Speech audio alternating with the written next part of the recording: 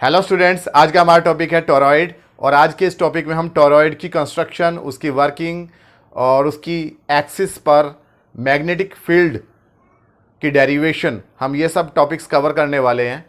और इससे पहले हमने सोलेनोइड के बारे में पढ़ा था। सोलेनोइड क्या होती है कि आपके पास में कोई इंसुलेटेड कोई ट्यूब है, जैसे कि कोई कार्डबोर्ड की आपने ट्यूब बना ली है, खोखली ट्यूब है ये, और या प्लास्टिक की ट्यूब है, और इसके ऊपर आप a number of turns of wire अगर आप लपेट दें और उसे वायर के दोनों एंड्स को आप बैटरी से कनेक्ट कर दें, दैट मीन्स एक स्प्रिंग टाइप जो शेप आ जाएगी, हेलिकल शेप आ जाएगी, उसी को हम सोलेनोइड कहते हैं।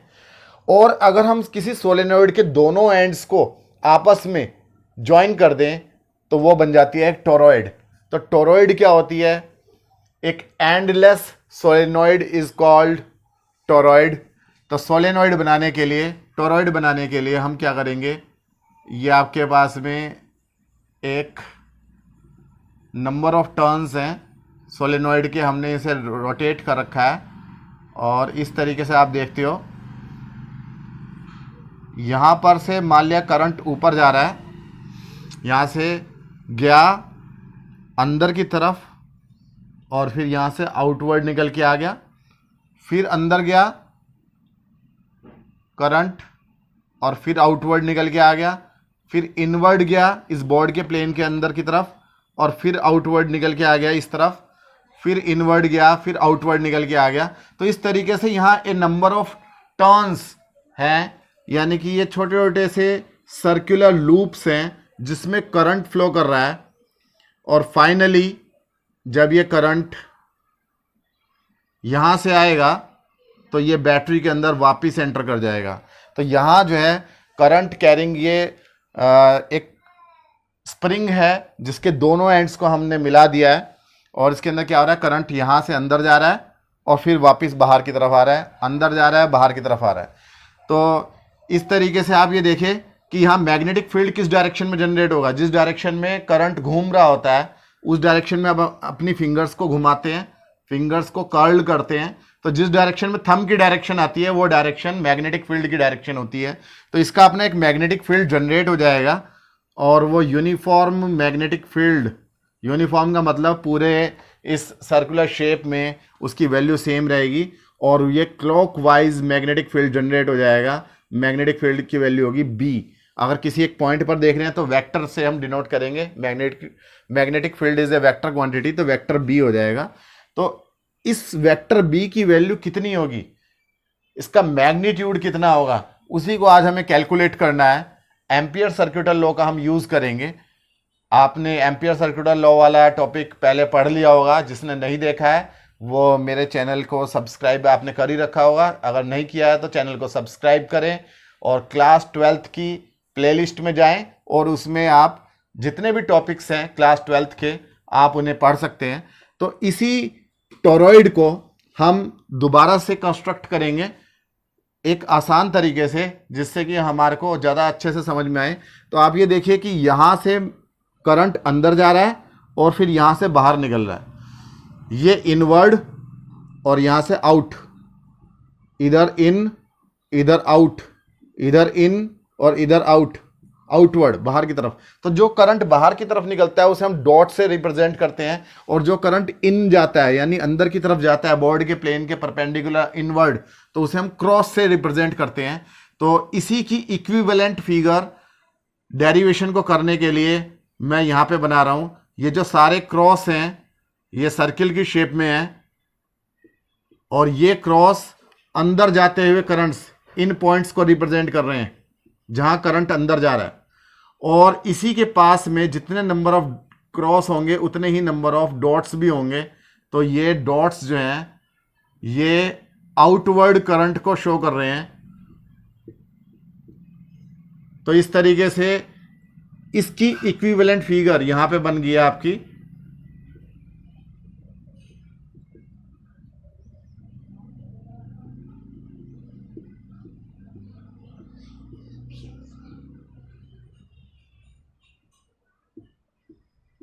हमने ये फिगर इसलिए बनाई है ताकि आसानी से हम एम्पियर सर्क्यूटल लॉ अप्लाई कर सकें। तो इसमें मैग्नेटिक फील्ड की डायरेक्शन क्या है, मैग्नेटिक फील्ड इस डायरेक्शन में फ्लो कर रहा है। ये मैग्नेटिक फील्ड लाइन है। मैग्नेटिक फील्ड लाइन से आपको पता है क्लोज्ड लूप होती हैं। तो डायरेक्शन फिर से हम बता रहे हैं, राइट हैंड थंब रूल से हम निकाल सकते हैं कि यहां से करंट अंदर जा रहा है, अंदर जा रहा है तो इसलिए फिंगर इस डायरेक्शन में, और यहां से आउटवर्ड आ रहा है तो थंब किस डायरेक्शन में जा रहा है, थंब इधर जा रहा है क्लॉकवाइज डायरेक्शन में। तो मैग्नेटिक फील्ड क्या होगा इसके अंदर, क्लॉकवाइज होगा। तो ये मैग्नेटिक फील्ड है आपका बी, और इस बी की वैल्यू को ही हमें डिटरमाइन करना है। तो आप ये देख सकते हैं इस टोरॉइड के 3 केसेस हो जाएंगे। एक तो ये हो जाएगा इनसाइड, इनसाइड अंदर वाली जगह जो है, और एक हो जाएगा आउटसाइड, बाहर की तरफ, टोरॉइड के इस ट्यूब के बाहर। तो ये आउटसाइड रीजन हो गया। और ये वाला जो रीजन है जहां पर मैग्नेटिक फील्ड है उसे हम बोलते हैं इंटीरियर। तो ये 3 रीजन्स हैं, इनसाइड, आउटसाइड एंड इंटीरियर। तीनों जगह हम मैग्नेटिक फील्ड देखेंगे कि कितना होगा। इनसाइड में आपको वैसे दिखाई दे रहा है और आउटसाइड में भी दिखाई दे रहा है कि कोई मैग्नेटिक फील्ड नहीं है। इसी बात को हम डेरिवेशन से भी प्रूव कर सकते हैं, उसे हम करेंगे भी। तो पहले हम इनसाइड के लिए देखते हैं। लेट इस जो सोलेनोइड है या टोरॉइड जो है इसकी रेडियस कितनी है, ये वाली कैपिटल आर, और हमें स्मॉल आर डिस्टेंस पर इनसाइड में हमें मैग्नेटिक फील्ड देखना है। लेट ये एक पॉइंट है पी, इस पी पॉइंट पर हमें मैग्नेटिक फील्ड देखना है कितना होगा। तो हम पी से जाते हुए एक ये इमेजिनरी लूप हमने ले लिया है, दिस इज इमेजिनरी लूप। तो ये इमेजिनरी लूप है डॉटेड वाला, और इस इमेजिनरी लूप की रेडियस कितनी है, small R. Small R is less than capital R. तो सबसे पहला हम केस ले रहे हैं inside, inside of toroid. Inside में कितना मैग्नेटिक फील्ड होगा, यानी कि small R is less than capital R. तो यहां पर आप छोटी सी लेंथ कंसीडर करते हो इस लूप के ऊपर, जो आपने इमेजिनरी लूप लिया, इसी के ऊपर एक छोटी सी लेंथ ले लेंगे आप। ले लेंगे यहां पर D L, suppose this is small length D L. P के आसपास ही ले लें, यहां से लेकर यहां तक की ये छोटी सी लेंथ है डी एल। तो इस डी एल के लिए आप मैग्नेटिक फील्ड देखेंगे यहां पर कितना है। वैसे तो यहां कोई मैग्नेटिक फील्ड नहीं है, लेकिन एम्पियर सर्किटल लॉ लगाएंगे तो क्या होता है, यूजिंग एम्पियर्स सर्किटल लॉ।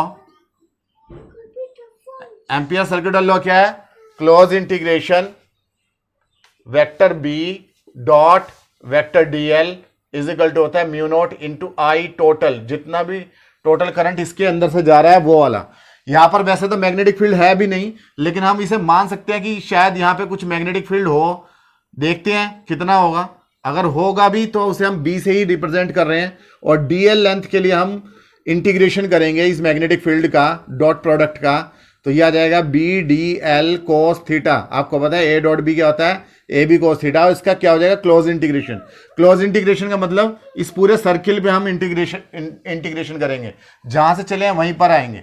तो आई टोटल कितना है, इस सर्किल के अंदर अंदर का कितना करंट है, क्योंकि जब भी एम्पियर सर्किटल लॉ लगाते हैं तो उस लूप के जो इमेजिन करते हैं हम, उस लूप के अंदर का करंट देखते हैं। इस लूप के अंदर से कितना करंट पास हो रहा है। आप ये देखिए, करंट जो है वो ये वाला या डॉट हो चाहे क्रॉस हो, वो यहां से पास हो रहे हैं, इस लूप के बाहर से पास हो रहे हैं, अंदर से कुछ नहीं पास हो रहा। आई टोटल की वैल्यू 0 है, तो म्यू नॉट इंटू 0 यानी कि 0। तो जब integration B D L cos theta 0 आ गया, तो यानी मैग्नेटिक फील्ड बी भी कितना हो जाएगा, 0। तो inside of the loop magnetic field is 0। अब हम देखेंगे outside of the loop. Outside यानी कि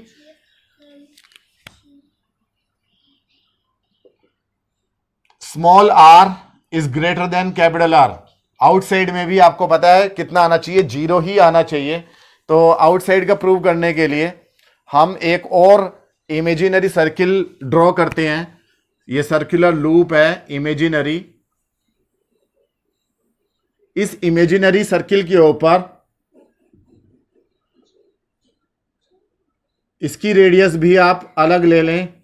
मान लो ये वाली रेडियस है आर डैश, और यहां पर आप एक छोटी सी लेंथ लेंगे डी एल।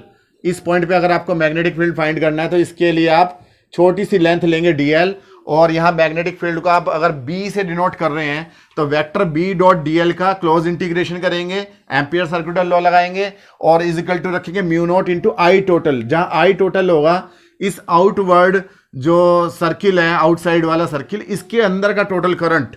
तो ये हो जाएगा अब close integration vector B dot D L is equal to mu naught into I total, this is Ampere circular law, यही एम्पियर सर्कुलर लॉ का स्टेटमेंट है। तो यहां आ जाएगा B D L cos theta, अगर बी और डी एल के बीच में जीरो या कितने भी डिग्री का एंगल हो, थीटा डिग्री का एंगल हो, तो वहां थीटा आ जाएगा। वैसे यहां पर मैग्नेटिक फील्ड आएगा ही नहीं, फिगर से भी दिखाई दे रहा है सारा मैग्नेटिक फील्ड यहीं पर ही है, इंटीरियर में ही है। तो लेकिन हम इसे प्रूव करना है कि मैग्नेटिक फील्ड की वैल्यू जीरो होगी, तो mu naught into I total. I total क्या है, आप ये देखिए कि इसके अंदर कितना करंट जा रहा है, इस लाल वाले जो रेड वाली जो लूप है, इमेजिनरी लूप है, इसके अंदर टोटल करंट कितना है। यहाँ क्रॉस है, क्रॉस का मतलब करंट इनवर्ड जा रहा है, और यहाँ डॉट है, डॉट का मतलब करंट आउटवर्ड आ रहा है। जितना करंट आउटवर्ड आ रहा है उतना ही इनवर्ड जा रहा है।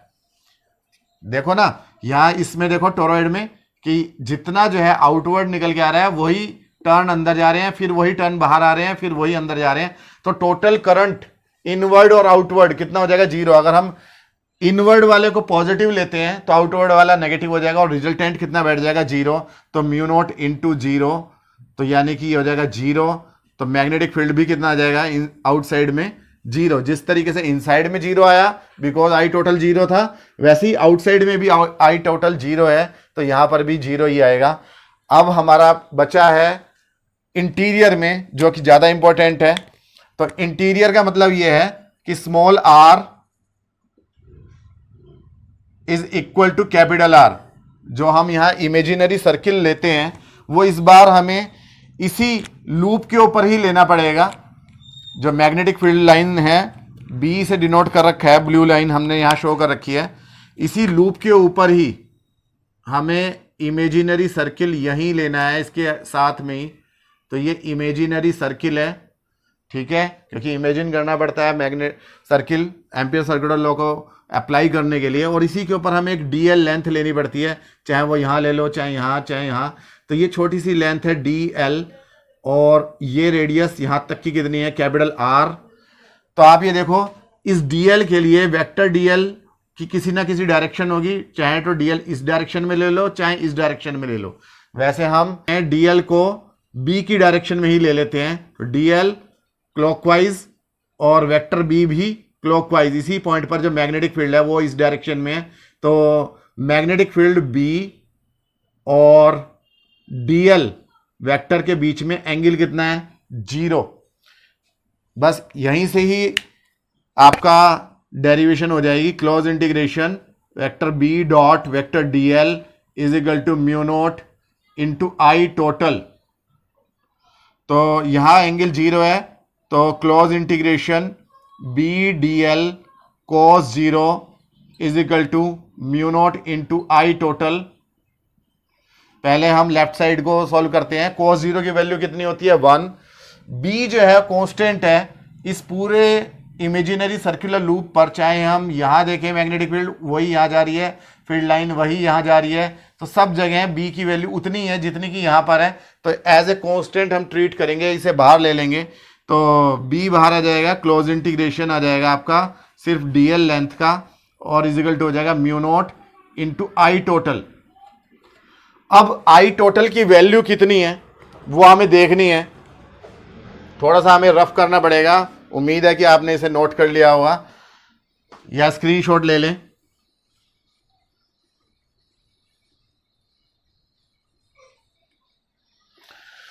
तो आप ये देखिए, लेट नंबर ऑफ टर्न्स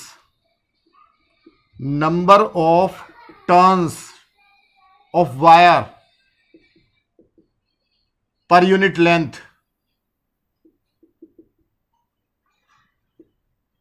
कितने हैं, n क्या है, number of turns per unit length है। 1 सेंटीमीटर लेंथ में नंबर ऑफ टर्न्स है। ये जो नंबर ऑफ टर्न्स बन रहे हैं यानी क्रॉस जो आ रहे हैं या डॉट जो आ रहे हैं पर यूनिट लेंथ में, 1 सेंटीमीटर लेंथ में कितने नंबर हैं, n। इसे हम टर्न डेंसिटी भी बोलते हैं। कितनी बार करंट घूम रहा है, 1 सेंटीमीटर लंबाई में n टाइम्स घूम रहा है। अब आप ये देखो कि ये पूरी की पूरी सर्कमफेरेंस कवर हो रही है, तो इसमें कितने नंबर ऑफ टर्न्स होंगे पूरी 2 पाई आर सर्कमफेरेंस में? तो total number of turns, that means in 2 pi R length, 1 centimetre में तो n है, 2 पाई आर में कितने हो जाएंगे? n into 2 pi R. R की जगह कैपिटल आर ले लो, जहां capital R is radius of toroid. तो ये टोटल नंबर ऑफ टर्न्स हैं, total number of turns that means capital N। एक टर्न में कितना करंट फ्लो करता है? I। जितने भी ये डॉट हैं, एक डॉट एक I को रिप्रेजेंट कर रहा है, एक क्रॉस एक I को रिप्रेजेंट कर रहा है। तो यहां जितने भी क्रॉस आ रहे हैं उतनी बार करंट इसके अंदर से पास हो रहा है, इस इमेजिनरी सर्किल के। तो यहां सिर्फ और सिर्फ हम क्रॉस का, जो ये क्रॉस वाले फिगर है, क्रॉस वाला करंट को कंसीडर करेंगे, डॉट वाले को नहीं करेंगे, बिकॉज डॉट वाला जो है वो आउटसाइड है, इस इमेजिनरी सर्किल के आउटसाइड है। जबकि हमें जो है इस इमेजिनरी सर्किल के अंदर अंदर का करंट देखना होता है। जब भी हम लगाते हैं ampere circuit law, I total is current passing through the close loop. तो क्लोज लूप के अंदर अंदर कितना करंट होगा उसके देखने के लिए टोटल टर्न्स हमें पता चल गए। एक टर्न में कितना करंट है? I. Current in 1 turn, 1 turn में कितना करंट है? आई। तो इसलिए करंट इन टोटल टर्न्स यानी n into 2 pi R turns, तो ये हो जाएगा I into n into 2 pi R. तो ये टोटल करंट आ गया, that means I total is equal to, तो ये I टोटल की वैल्यू हम इस इक्वेशन नंबर, मान लिया ये 1 मान लो, 1 में पुट कर देंगे तो हमारे पास में आ जाएगा। और इंटीग्रेशन डीएल हो रहा है, इंटीग्रेशन डीएल का मतलब छोटी छोटी लेंथ का सम, इंटीग्रेशन डीएल का मतलब छोटी छोटी लेंथ का सम, और टोटल सर्कमफेरेंस आ जाएगी। और टोटल सर्कमफेरेंस कितनी होती है? 2 pi R, that means B into 2 pi R. Integration DL को हमने सॉल्व कर लिया। अब हम इक्वेशन नंबर 1 को देख रहे हैं, यूजिंग इक्वेशन नंबर 1। तो b into 2 pi R is equal to mu naught, और आई टोटल की वैल्यू ये वाली है, I into N into 2 pi R. तो आप देखो 2 पाई आर से 2 पाई आर कैंसिल, तो b की वैल्यू कितनी आ जाएगी? म्यू नॉट n और I। तो this is magnetic field interior of a long toroid, current carrying toroid. तो जहां म्यू नॉट क्या है? परमिएबिलिटी ऑफ फ्री स्पेस, और इसकी वैल्यू होती है 4 पाई 10⁻⁻7 टेस्ला मीटर पर ampere. n is number of turns per unit length, ये बात ध्यान रखनी है। कैपिटल N क्या होता है? टोटल नंबर ऑफ टर्न्स, और स्मॉल n क्या होता है? Number of turns per unit length. और I क्या है? एक फेरे में, एक टर्न में फ्लो करने वाला करंट। तो इस तरीके से ये पूरा हो गया है। अगले वीडियो में मिलते हैं जहां पर हम साइक्लोट्रॉन की बात करेंगे। तो तब तक के लिए थैंक यू, धन्यवाद।